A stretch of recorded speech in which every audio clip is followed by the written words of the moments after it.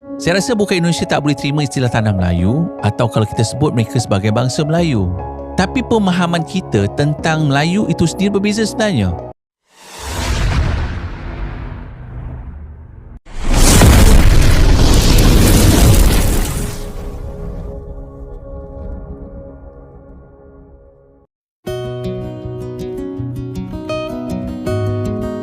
Hai Publikers, masih ingatkah kalian dengan orang Malaysia yang isi video TikToknya menghasut rakyat Indonesia agar tidak memilih Presiden Prabowo di pemilu mendatang? Sekarang ia muncul dengan marah-marah karena produk parfumnya tidak dapat tembus pasaran Indonesia. Jual perfume, saya nak ekspor perfume saya pergi ke Indonesia. Macam-macam kekangan, itulah inilah. Assalamualaikum warahmatullahi wabarakatuh. Aku nak state lagi video engkau ni. Video engkau sebelumnya engkau ada katakan bahawasanya kau tak cakap tentang parfum kau yang susah masuk ke Indonesia. Rezeki itu bukan cuma Indonesia. Ini adalah fakta. Dah, statement engkau di video ini sangat jelas. Kau nyatakan itu, bahawasanya memang parfum kau susah masuk nak diekspor ke Indonesia. Dah, ada makna tersurat, ada makna tersirat. Dah, itu fakta. Kalau kau katakan begitu banyaknya susahnya begini-begini, kenapa DIY bisa masuk Indonesia? Dia punya banyak cawangan kalau aku cakap di seluruh Indonesia. Kenapa dia bisa?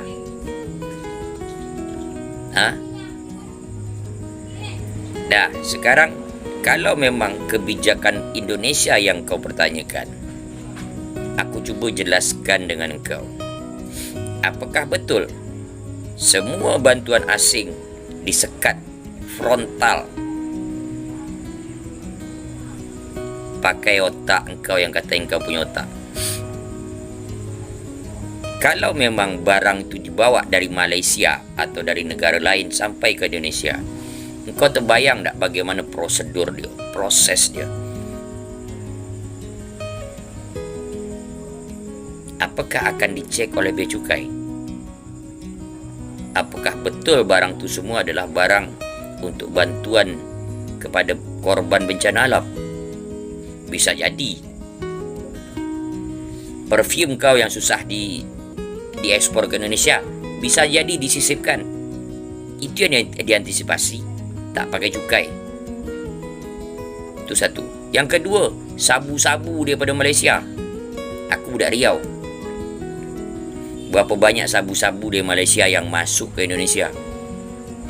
Produk lain, siapa yang bisa antisipasi itu? Itu sebab disekat. Sampai di situ kau faham? Kau kan mengaku punya otak tu.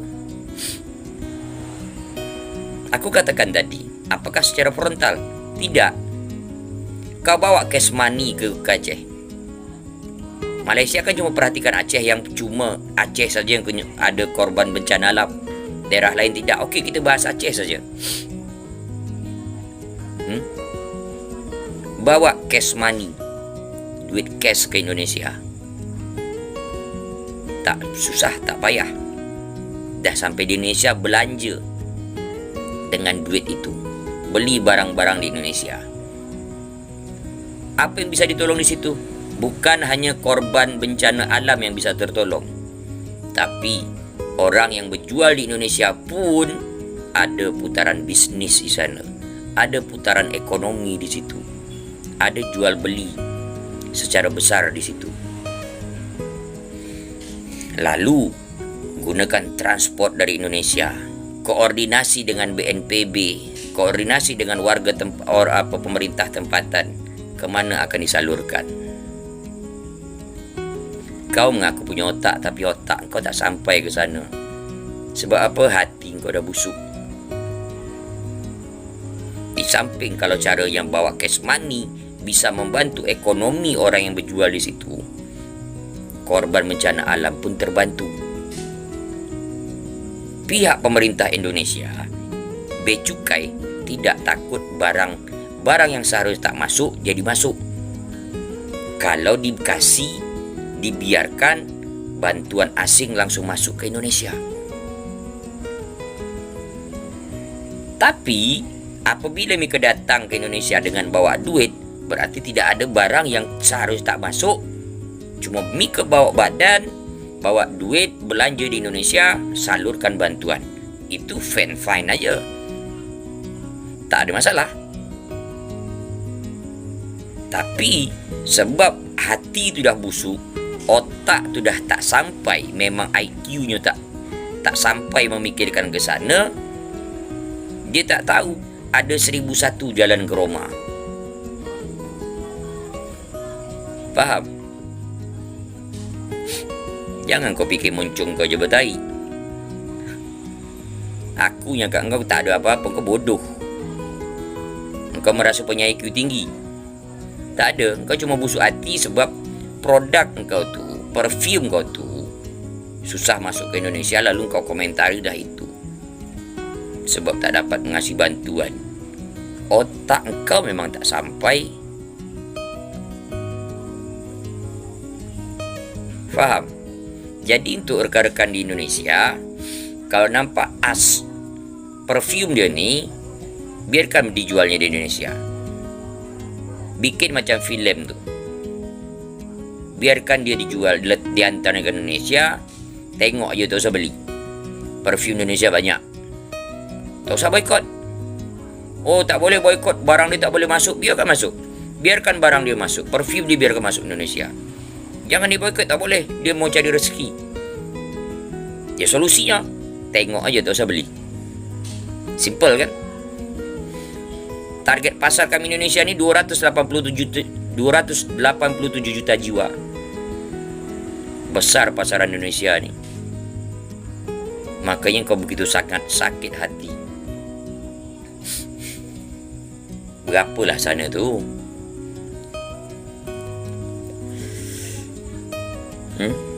Pakai otak kau. Kalau memang kepala otak kau tu ada, kenapa dilarang sama pemerintah Indonesia bantuan dari luar negeri yang dikirim yang tak boleh? Dikirim dari Malaysia langsung, dibawa pakai kapal atau apa-apa. Sebab dengan begitu tidak ada pengecekan bea cukai, dengan alasan barang bantuan bencana. Rambut boleh sama hitam, isi kepala lain-lain, saudara. Oh, adalah nanti macam kau owner daripada parfum, sisipkan sekian banyak, pakai label di luarnya bantuan bencana, kasih kode tertentu. Nanti yang menerima di Indonesia dah faham dengan kode itu. Itu yang diantisipasi, mengantisipasi barang-barang masuk tak pakai cukai. Nak kirim juga, paksakan juga cukai. Cek apa barangnya. Kenapa? Dengan begitu kan payah barang mereka masuk ke Indonesia. Apakah bantu kedatangan Indonesia? Boleh datang ke Indonesia, belanjakan duit itu, beli belanja di Indonesia, baru salurkan bantuan. Lagi bagus. Tapi entahlah, otak kau tak sampai. IQ kau tak sampai. Dah, Assalamualaikum. Oke, di sini Jo cuma nak bahas dua sudut pandang yang berbeda dan menarik untuk dibahas di konten kali ini. Ini sudut pandang dari dua saudara Jo yang dah komen di VT sebelumnya.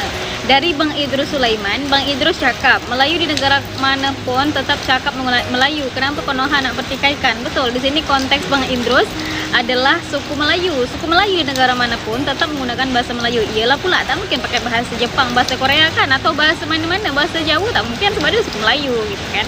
Betul. Terus dijawab sama Wak Pirang, kami bukan negara Melayu, kami negara Republik Indonesia dan bahasa kami bahasa Indonesia. Bahasa Indonesia adalah bahasa persatuan dari Sabang sampai Merauke menggunakan bahasa. Mungkin ini tanggapannya dengan konteks yang berbeda.